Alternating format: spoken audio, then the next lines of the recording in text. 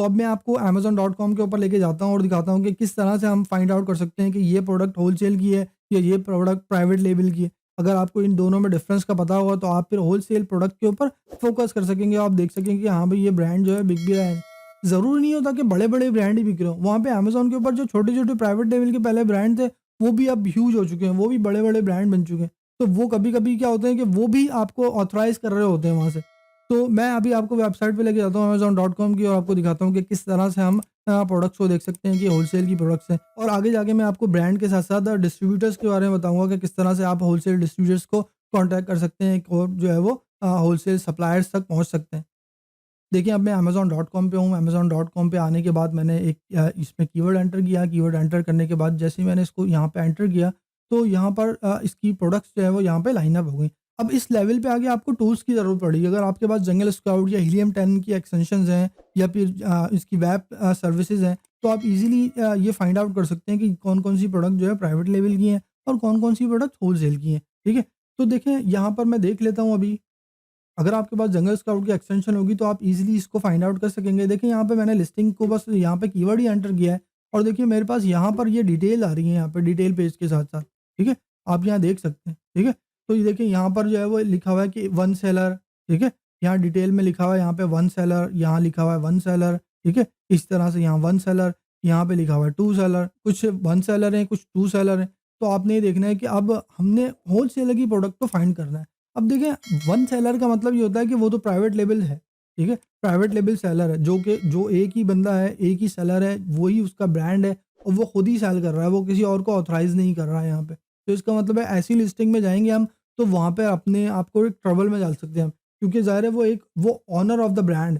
अगर हम उसकी लिस्टिंग में जाके कुछ ना कुछ इंटरफेयर करेंगे, तो वो हमारे लिए जो है वो प्रॉब्लम क्रिएट कर सकता है। तो इस सिनेरियो में हमने ऐसी लिस्टिंग को नहीं टच करना होलसेल में।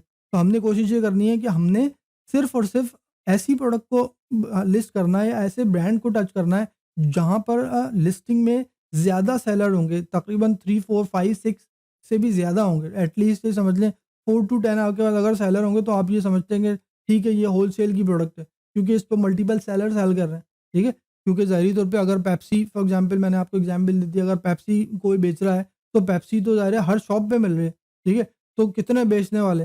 तो इसका मतलब है कि वो सब तो बनाते तो नहीं है ना, ठीक है? तो वो लोग कहाँ से लाते हैं? वो तो होलसेलर से लाते हैं। तो इसका मतलब है कि जहाँ पे अमेज़न के ऊपर जितने भी लोग सेल कर रहे होंगे होलसेल की प्रोडक्ट, वो सिर्फ़ होलसेलर से ला रहे होंगे। तो वहाँ तो लिमिट थोड़ी है उसकी, वो तो कितने भी हो सकते हैं। 5, 10, 15, 20, 50, ठीक है? कभी-कभी तो 70-70, 80-80 लोग सेल कर रहे हैं एक प्रोडक्ट को। तो हमें ऐसी लिस्टिंग को देखना है जिसपे मोर देन 4 टू 10 या 20 सेलर्स जो है वो अवेलेबल होंगे, ठीक है? तो ये हम देख लेते हैं यहाँ पे। देखें, यहाँ पर तो मुझे 1 और 2 वाली नज़र आ रही हैं अभी सिर्फ़, ठीक है? इसी तरह से जो भी मुझे कोई ऐसी नज़र आती है कि जिसमें ज़्यादा सेलर होंगे, वो मैं ओपन करूँगा, फिर मैं आपको वहाँ से दिखा दूँगा। अब देखिए, यहाँ पर एक लिस्टिंग मुझे नज़र आई है जिसमें 3 सेलर्स अभी इस वक़्त जो है वो सेल कर रहे हैं। अगर मैं इसको देखिए ओपन करता हूँ और ओपन करने के बाद मैं आपको इसकी लॉजिक बता देता हूँ कि हमें किस तरह से चेक करना होगा कि ये एक होलसेल की प्रोडक्ट, ठीक है? इसमें मल्टीपल सेलर्स जो है वो सेल कर रहे होंगे और मल्टीपल सेलर जो होंगे उनकी अलग-अलग शॉप्स होंगी और अलग-अलग जो है वो उनका एड्रेस भी होगा, ठीक है? अब देखिए, यहाँ पर ये कह रहा है कि जो 3 जो है वो यहाँ पे सेल हो रही हैं। हम यहाँ पे क्लिक कर देंगे तो हमें यहाँ पे जो है वो डिटेल दिखा रहा है, देखिए यहाँ पे, ठीक है? कि 3 जो है वो सेल्स हो रही हैं यहाँ पे और कौन-कौन सेल कर रहा है इसको, ठीक है? तो उसको देखें, यहाँ पर एक 44 की सेल कर रहा है, एक 54 की सेल कर रहा है और यहाँ पे 44 वाले के ऊपर जो है वो उसको बाय बॉक्स मिला हुआ है, ठीक है? तो अब आपने यहाँ पे देखना है कि जो है वो यहाँ पर इस सिनेरियो में ये एक होलसेल की प्रोडक्ट नज़र आ रही है हमें, ठीक है? तो इसका मतलब है इस प्रोडक्ट को हम सेल कर सकते हैं, लेकिन हमें क्या करना होगा कि इसके ब्रांड को रीच आउट करना होगा, ठीक है? इसकी ऑथराइज़ेशन लेनी होगी हमें। तो अब हमने देखा होगा कि इसका ब्रांड कौन-सा है, ठीक है? तो इसका ब्रांड तो ये था, ठीक है? तो इसको हम क्लिक कर देते हैं। जैसे ही हम जो है वो पायरेक्स को क्लिक करेंगे तो हमारे पास जो है वो पायरेक्स का ब्रांड खुल के हम सामने आ जाएगा। अब हमने देख लिया कि ठीक है, ये तो पायरेक्स है, ठीक है? अब इसका मतलब है कि ये प्रोडक्ट जो है वो इसका मेन जो ब्रांड ओनर जो है वो पायरेक्स है, ठीक है? अब हमने क्या करना होगा कि पायरेक्स को कॉन्टैक्ट करना होगा। पायरेक्स को हमने कॉन्टैक्ट करना होगा और वहाँ से हम पायरेक्स से जो है वो हमें इसकी ऑथराइज़ेशन लेनी होगी। अगर हम पायरेक्स से इसकी ऑथराइज़ेशन ले लेते हैं तो अब हमें ये ढूँढना होगा कि पायरेक्स की प्रोडक्ट कौन-कौन बेच रहा है।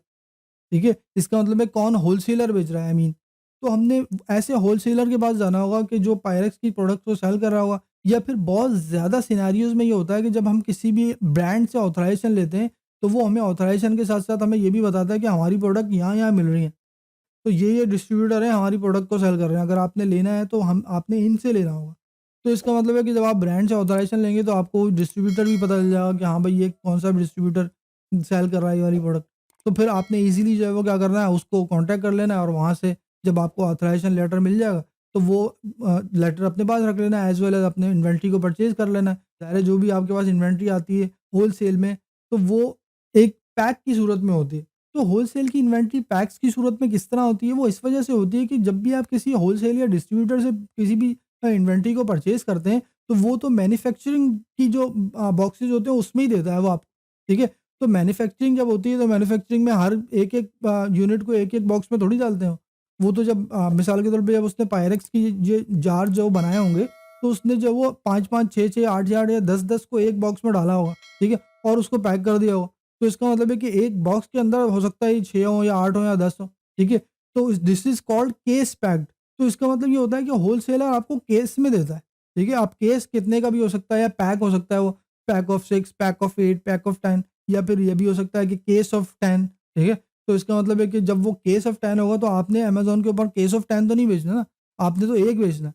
अब प्रॉब्लम ये आती है कि जब 1 बेचना है तो वो जो केस ऑफ 10 जो है वो अगर आप किसी और कंट्री में रहते हैं, मिसाल के तौर पे आप पाकिस्तान में रहते हैं, तो अगर आपने आपने तो एफबीए में भिजवाना है, तो वो केस ऑफ पैक जो होगा वो आप उसका क्या होगा, ठीक है? तो उसका मतलब है कि उस सिनेरियो में आपने क्या करना होगा, उस केस ऑफ पैक को ब्रेक करना होगा, यूनिट-यूनिट में, ठीक है? अलग-अलग बनाने होंगे उसके। तो उसको बनाने के लिए आपको कोई ऐसा थर्ड पर्सन चाहिए, जो कि उसको डब्बे में से निकाल के, उस केस में से निकाल के सबको अलग-अलग करे, उस पे अमेज़न के बारकोड लगाए और उसको उस बाकी उसके बाद एक बॉक्स में डाल के अमेज़न एफबीए में जो है वो शिप करे, ठीक है?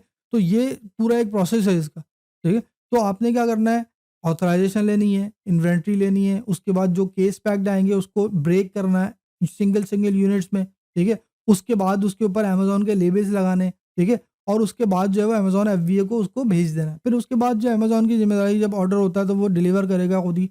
तो जो भी आपका प्रॉफ़िट होगा at the end of the payment cycle वो आपको मिल जाएगा। तो अमेज़न की पेमेंट साइकिल नॉर्मली 2 वीक्स की होती है। एवरी 2 वीक्स अमेज़न जो है वो रिव्यू करता है और उसके बाद जो भी एक्सपेंसेस होते हैं वो काट लेता है और उसके बाद जो भी आपका प्रॉफ़िट होता है वो आपको दे देता है। तो ये पूरा इसका एक प्रोसेस है और सप्लायर्स के लिए जो है वो आपने क्या करना होगा, सप्लायर्स में भी यही है कि आपने सबसे पहले क्या करना है कि जब आपको ब्रांड का नाम पता होगा तो उस ब्रांड को आपने अब क्या करना होगा, उसको फाइंड आउट करना होगा कि ये पायरेक्स जो है वो कौन सेल कर रहा है यहाँ पे यूके के अंदर। अब मैं गूगल में चले जाता हूँ, गूगल में जाके लिख दूँगा यहाँ पे Pyrex wholesale in the UK, ठीक है? अब देखिए यहाँ पर जो है वो काफ़ी सारे जो है वो होलसेलर यहाँ पे नज़र आ गए आपको, ठीक है? अब ये देखें पायरेक्स यहाँ पे लिखा हुआ आ रहा है, ठीक है? पायरेक्स ये होलसेलर ऑफ द ठीक है? हार्डवेयर एंड हाउसवेयर, ठीक है? तो अब ये जो कंपनी है इसका मतलब है ये कंपनी जो है वो पायरेक्स की प्रोडक्ट को सेल कर रही है, ठीक है? तो आपने क्या कर लेना है, इनको कॉन्टैक्ट कर लेना है, ठीक है? आपने पायरेक्स को पहले कॉन्टैक्ट किया कि हमें ऑथराइज़ेशन दे दो, जब उन्होंने ऑथराइज़ेशन दे दी तो उसके बाद आपने क्या करना है, अब इस कंपनी को कॉन्टैक्ट कर लेना है। तो उसके बाद आपने इनसे कॉन्टैक्ट करना है कि we want to sell your products. इसी सिनेरियो में आपने क्या करना होगा कि आपने जब इस होलसेलर जब आपको ये मिल जाएगा, तो इस होलसेलर से भी आपने जो है वो यहाँ से कॉन्टैक्ट करना होगा। देखिए यहाँ पे फ़ोन नंबर लिखा हुआ है इसका, ठीक है? होलसेलर, डिस्ट्रीब्यूटर जो भी है, आप इस होलसेलर या डिस्ट्रीब्यूटर से ये बोल देंगे हम पायरेक्स की प्रोडक्ट को सेल करना चाहते हैं, हमारे पास पायरेक्स का ऑथराइज़ेशन लेटर ऑलरेडी मौजूद है, ठीक है? अगर हम आपसे परचेज़ करेंगे तो आप हमें उसकी प्रॉपर जो है वो इनवॉइस प्रोवाइड करना, ठीक है? वीएटी की। उसके बाद जो है वो आपने क्या करना होगा कि वो उस इनवॉइस को अमेज़न को जमा करा देना होगा अगर अमेज़न आपसे माँगता है। क्योंकि होलसेल सिनेरियो में यही होता है कि अमेज़न आपसे माँगता है कि ठीक है, आपने ये प्रोडक्ट ली कहाँ से? ऑथराइज़ बॉडी से लिए तो ज़ाहिर है उसकी कोई इनवॉइस तो होगी ना, तो आपने उसकी इनवॉइस प्रोवाइड कर देनी है, then you will be fine. तो ये पूरा अमेज़न होलसेल का प्रोसेस है, लेकिन आपने हमेशा ये याद रखना है कि जब भी आप होलसेल की बिज़नेस में जाएँ, तो अपने प्रॉफिट्स को ज़रूर कैलकुलेट करें before investing into any inventory. उसकी क्या वजह है? उसकी वजह यही है कि मैंने जैसे आपको पहले भी कहा कि लोग जज़्बात में आके जो है वो इन्वेंट्री परचेज़ कर लेते हैं, उसके बाद अमेज़न के वेयरहाउस में भेज देते हैं। लेकिन जब वो सेल होती है, तो उनको लॉस हो रहा होता है, वो परेशान हो जाते हैं कि लॉस क्यों हो रहा है, ठीक है? क्योंकि उन्होंने बीच के जो एक्सपेंसेस हैं, वो तो कैलकुलेट ही नहीं किया, अमेज़न की फ़ीस कैलकुलेट नहीं की, शिपमेंट कैलकुलेट नहीं की, ठीक है? वीएटी कैलकुलेट नहीं किया, अदर एक्सपेंसेस कैलकुलेट नहीं किए, जो रिफंड और जो जितने भी रिबेट्स वगैरह होते हैं, वो कैलकुलेट नहीं किए। तो इस तरह की चीज़ें अगर हो जाएँगी तो आपको बड़ा लॉस हो जाएगा, ठीक है? तो कोशिश ये करें कि आप अगर होलसेल में भी जाएँ तो आप पेरिशेबल प्रोडक्ट के ऊपर ना जाएँ। उसकी ये है कि होलसेल में आप जब होलसेलर से ले लेंगे, उसको तो पूरे पैसे दे देंगे, लेकिन कस्टमर को वो प्रोडक्ट अगर ब्रोकन मिली, मिसाल के तौर पे ग्लास हो गया, अब आपने ग्लास होलसेलर से जो परचेज़ किया था वो तो साबुत था, उसके बाद आपने अमेज़न के वेयरहाउस में दे दिया, उसके बाद अमेज़न के वेयरहाउस से जाके वो जब कस्टमर को डिलीवर हुआ, हो सकता है बीच में वो टूट गया, ठीक है? तो उस सिनेरियो में क्या होगा, कस्टमर तो आपको नहीं छोड़ेगा, वो तो बोलेगा ठीक है मुझे या तो दूसरा दो या मुझे रिफंड करो। तो अमेज़न की पॉलिसी तो ये है कि वो अमेज़न तो फ़ौरन रिफंड कर देगा। जब वो रिफंड कर देगा तो वो आपसे लेगा, वो होलसेलर या डिस्ट्रीब्यूटर से नहीं लेगा। तो इसका मतलब है कि आपने जो भी प्रोडक्ट को लॉन्च करना है बड़ा सोच समझ के करना है, ठीक है? एज़ वेल एज़ जैसे मैंने आपसे कहा कि प्राइवेट लेवल में आपको इन्वेस्टमेंट की ज़्यादा ज़रूरत होती है, क्योंकि उसमें बहुत ज़्यादा जो है वो एडिशनल कॉस्ट ज़्यादा है।